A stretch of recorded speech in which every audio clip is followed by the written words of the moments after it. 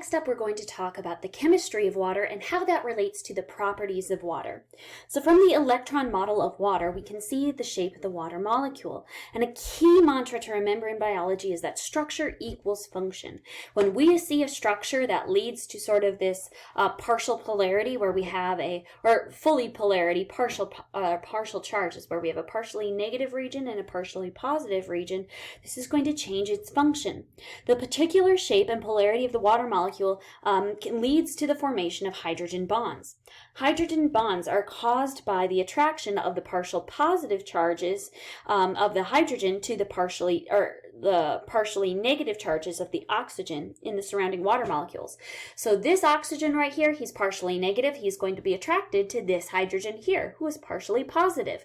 Just like this partial positive hydrogen is going to be attracted to this oxygen, but also to this oxygen over here. This oxygen over here is also going to be attracted to this hydrogen, who's attracted to this oxygen. What we see is sort of this network, this web of hydrogen bonds. And hydrogen bonds are going to always be designated by dotted lines. If you see these solid lines, those are covalent bonds when you're looking at molecular structure and formulas. But when you see dotted lines like this, those indicate hydrogen bonds, attractions between partial positive and partial negative bonds. And individually, these bonds are actually very, very weak. They're very easy to break. However, collectively, they're super strong. And hydrogen bonds aren't specific to just water. They actually play an incredibly important role in protein structure and also DNA. Your DNA, if you can picture it, is going to be a double-stranded or a double helix, two strands wound around each other. Those are going to be held in place by hydrogen bonds. And so you can kind of think of hydrogen bonds, like I said, individually very weak, collectively they're strong. You can think of it as kind of like a zipper. If you were to zip up your coat and then pull against that zipper, you're going to find that you can't break it. I mean, I guess you might rip the zipper off, but you're not going to break those teeth. You're not going to separate them.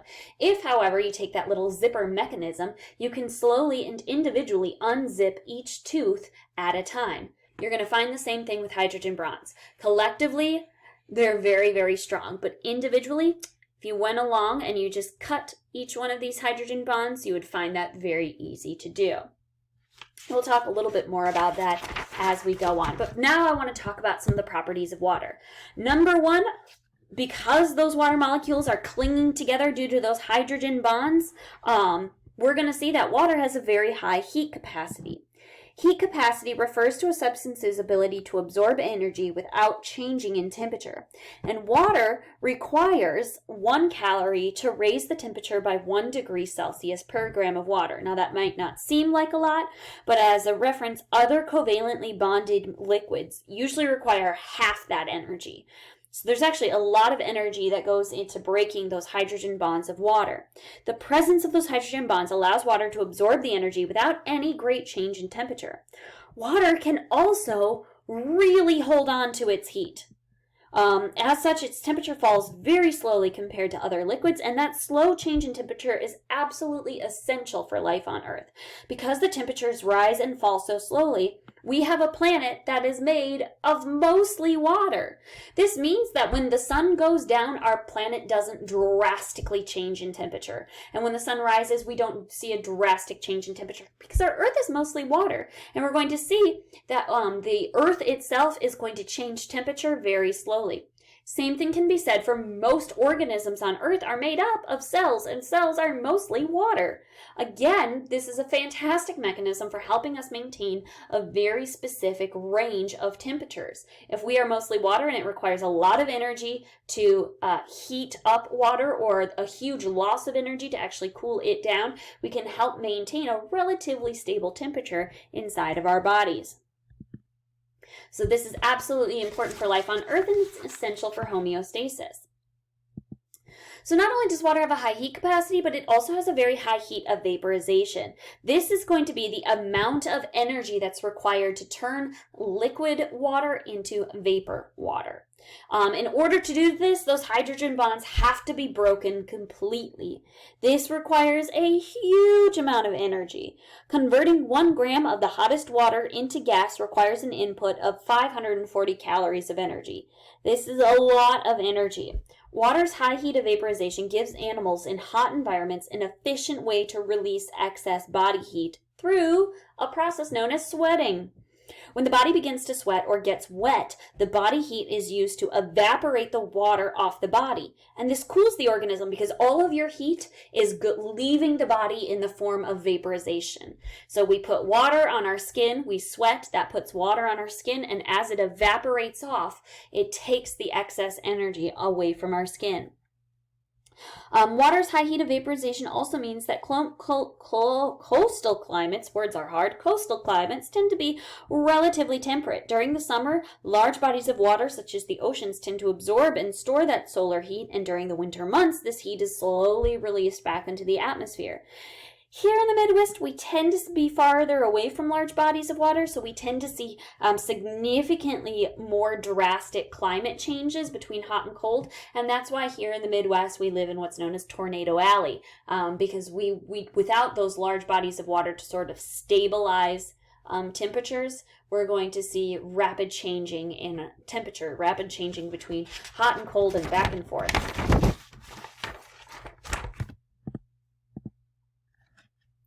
Another interesting property of water is that water is actually a very good solvent, particularly for polar molecules. So a solution, just to kind of help give us some terminology, a solution is going to contain dissolved substances known as solutes. And we're going to use a couple of terms. Hydrophilic molecules that can attract water are said to be hydrophilic. The term hydrophilic, hydreus from Greek meaning water and phileo Greek meaning love, basically it means water-loving molecules. These are going to dissolve very readily in water, and they're going to tend to be polar molecules. Non-polar molecules or non-ionized molecules are not going to attract water. Those are said to be hydrophobic, hydreus again meaning water, and phobos, Greek meaning fear, literally water-fearing molecules. They do not dissolve well in water.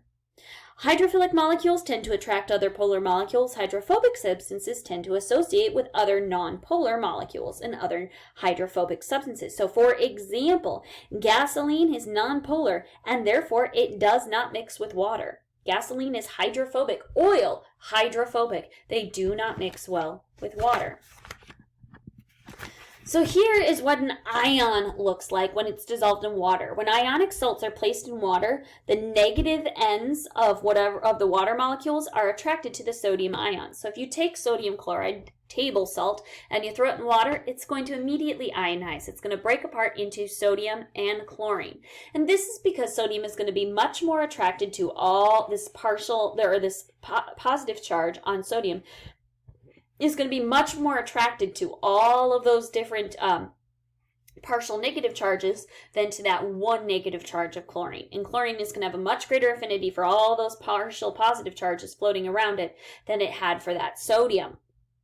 So this attraction that water has for these salts is actually going to rip those salts apart. It's going to actually take sodium chloride, rip it apart. This is how we dissolve salt into water, is by literally breaking it down into its ions. Another interesting property of water is that water is both cohesive and adhesive. Again, this is going to be due to its polarity and its hydrogen bonds. Cohesion refers to the ability of water molecules to cling to each other. This property is due to hydrogen bonding, and because of its cohesive properties, water can exist as a liquid under normal temperatures and pressures present at the Earth's surface. So this is why, water is very, very sticky, and so it sticks to itself, it sticks to each other, and so it's going to require a great deal of energy to break those hydrogen bonds. Adhesion, on the other hand, refers to the ability of water molecules to cling to other polar surfaces. Now, this property is due to water's polarity. Multicellular animals often contain internal vessels in which water assists the transport of nutrients and wastes. So water functions as an incredible transport medium, not only because salts can dissolve into it, not only because nutrients can dissolve into it, but because water is also adhesive and it's going to cling to the sides of your blood vessels or the vessels of a plant. So I don't know if you are aware of this, but just like we have blood vessels that transport nutrients and oxygen, carbon dioxide throughout our body, plants have a vascular system as well that they're going to use to transport nutrients and water from the soil up to the leaves, and they're going to transport glucose from the leaves down into the roots. Now, the way that we can do this is because water is going to be sticky. Water sticks to the sides of the vascular tissue because the tree, I don't know if you're aware of this, trees don't have hearts. We use our heart to pump our blood throughout our body. This is how we cycle the blood throughout our body. This is how we fight gravity. And we can get blood from our toes all the way back up to our heart.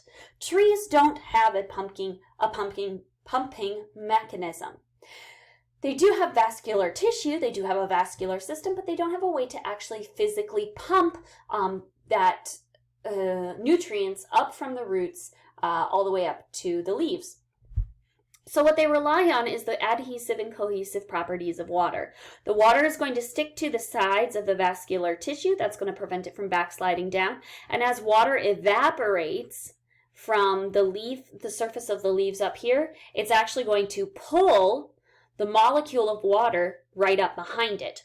So you can kind of think of water as a great big long chain that's running through the vascular system. And as you pull up the chain from the top, it's going to pull up the next water molecule behind it, and the one behind that, and the one behind that, and the one behind that. Due to the polarity of water, due to its cohesive properties, each water molecule is going to be sticking to the one below it. And then to prevent backsliding, those water molecules not only stick to each other, but they also stick to the walls of that vascular tissue to prevent them from sliding back down. Another very interesting property of water is that water is less dense as a solid than as a liquid. And this is bizarre. This is very unique to water. As liquid molecules cool, they typically move closer together. However, they're still moving. At a temperature below 4 degrees Celsius, only vibrational movement of the molecules occurs, meaning that the molecules are no longer moving freely and flowing past each other. They remain still and continue to vibrate in place. However, at these temperatures, the hydrogen bonds become more rigid, and as they become rigid, so here we've got the water molecules all sliding past each other, and they're really flowy. But as we start to form ice, they actually start to freeze open in an open structure, in an open crystalline form. So this causes water to expand as it freezes. This is why cans of soda burst in the freezer, where we get frost heaves on the road in the winter. The expanded nature of water when it's solid means that ice is less dense than liquid water, and so ice floats in water. Why is that important? Why do we care? Well, if water behaved as any other substance, it would sink in its solid state. This would be absolutely disastrous for aquatic life. If we had ice that froze, as soon as it froze, it sank to the bottom, then we would have lakes that would completely freeze from the bottom up, killing everything inside of that lake. Instead, water freezes from the top down because ice floats. So this allows for a sort of insulated, insular layer on the surface of the ocean or on the surface of a lake or a pond, and allows aquatic life to remain underneath. So those are going to be our properties of water. Please let me know if you have any questions, comments, or concerns, and we're going to move on to our discussion of acids and bases.